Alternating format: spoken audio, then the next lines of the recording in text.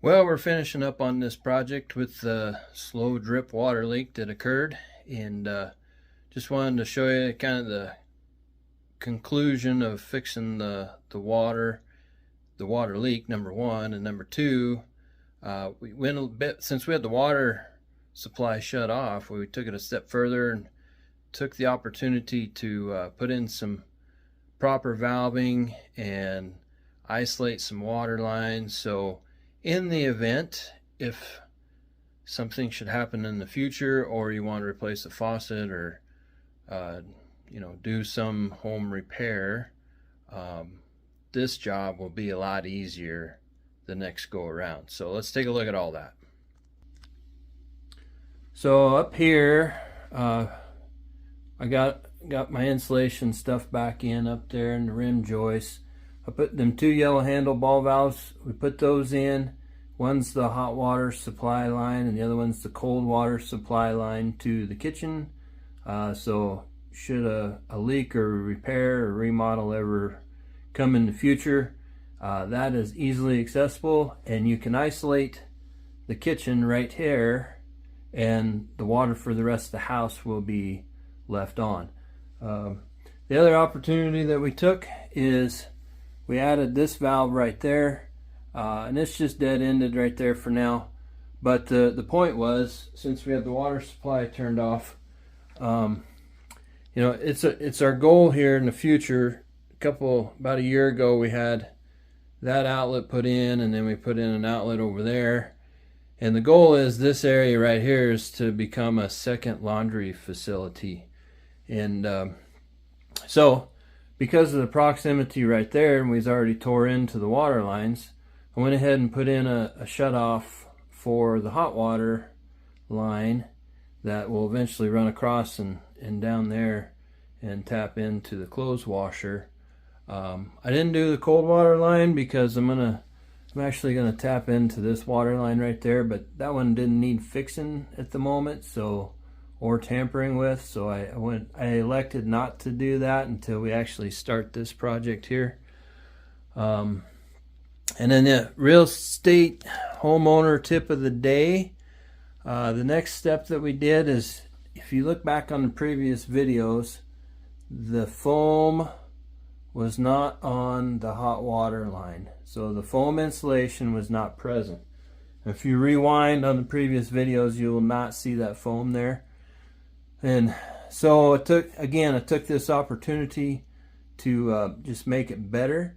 After we got everything on and working and functioning the way it should, and we did checks for leaks, I went ahead and insulated that hot water line, and you can see there where it goes up through the floor for the kitchen sink. This is one of those things that, for $10 sure makes your life a lot. I enjoy it because it makes your life a lot easier, nicer when you're turning the hot water on and off. But there is an energy efficiency factor that comes along with it, or energy savings factor that comes along with it. I'm not going to show you in this video, but where the hot water heater is located, I insulated that line too, and got that better. So yeah, that was something we added to this project. Took the time out, took the opportunity, and went ahead and did those hot water line installations the way you don't have to do them, but it sure is nice when they are done. So okay, let's go to the kitchen. Okay, so in here we can see I took out, in the previous videos, if you rewind, you'll see that all three of those lines there had gated valves on them. I went in and took those out because gated valves, in my opinion, are inferior. It's an inferior product compared to a ball valve. So I took those out and put the wire mesh flex water line in, with a ball valve there for the cold water, a ball valve there for the hot water, and then the cold water, I had to extend up a little bit the drinking water, I had to extend that line up a little bit to catch that flex hose, but got that secured in there and better. And now I can isolate these water lines underneath the kitchen sink. And then last but not least, improvement. Before, you couldn't isolate the dishwasher away from the kitchen sink or vice versa. And you know, down below in the storage room, you can see where I did a hot water main shut off for the kitchen. But if you didn't want to exercise that and you needed to just turn the water off for, say, the kitchen sink, you can turn the water off there. The dishwasher is still function, which is the same as what it was before, but this time you can switch it there and it'll actually work.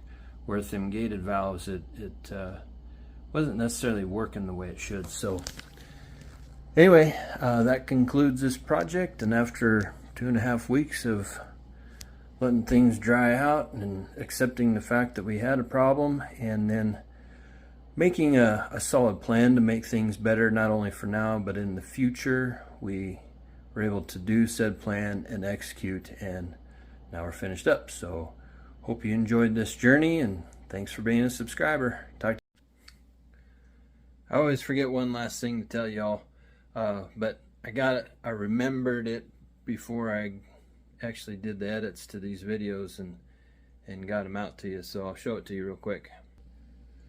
Also down here in the utility room, while we redid the valving there and got the kitchen better and did some planning for the laundry room, we had the water supply line shut off, so I took the opportunity for our water filters for our drinking water, and I put in a valve there and a valve there. If you again rewind on the previous videos, you'll notice that it was just a T coming out of that water filter system. And now I got a water, this water line goes to the kitchen for the drinking water upstairs in the kitchen, and then this line there, that goes to a drinking water faucet in the basement actually. And so I got two separate supply lines there. And so if I get an area, let's say I get an area that, again, we need to isolate, do repair work, remodel work, whatever, I can isolate one area away from the rest of the house, turn it off, and not affect the rest of the house. We can keep the water on in the rest of the house. The other thing, now this was already here when we bought the place, but right up there, I don't know if you can see it, but there's a red handled valve up there, maybe right there. Yeah, there we go. There's a red handled ball valve there, and that goes to the refrigerator upstairs to make the ice out of the drinking water filters. So anyway, now we got all three systems isolated if need be. You know, again, that one's super handy because if we replace the refrigerator, come flip that valve down there and I still got drinking water upstairs and I still got drinking water downstairs. So anyway, that was this area was another place of improvement that we went ahead and did while we were doing the rest of the fixes to the house here. So anyway, and I bring this up because sometimes for those of you looking to buy homes, the existing homes, if you start looking for small improvements like that, all of a sudden that is could be worth more to you because you don't get this nickel and dime expense on the repair side, or the headache of, hey, I got to take my fridge out, but I got to turn off all the water to the entire house. What a pain. Whereas if you're buying new construction, you know, they get you in the bare minimum, and then through the years you got through the process of discovery and kind of failure of some of your systems, if you will. That's when you take the chance to do these improvements, and that's kind of where I'm at with this house. Is we had a failure upstairs, and now we took the opportunity to improve upon it and make it better for not only now but in the future. So keep that in mind when you're, and sellers too, like sellers know when they've done these improvements why their properties are worth more than maybe their neighbors, right, or somebody down the road, because somebody down the road is not a planner like, you know, like I am, for example. So anyway, when you're walking around and shopping for houses, just be watchful for these things.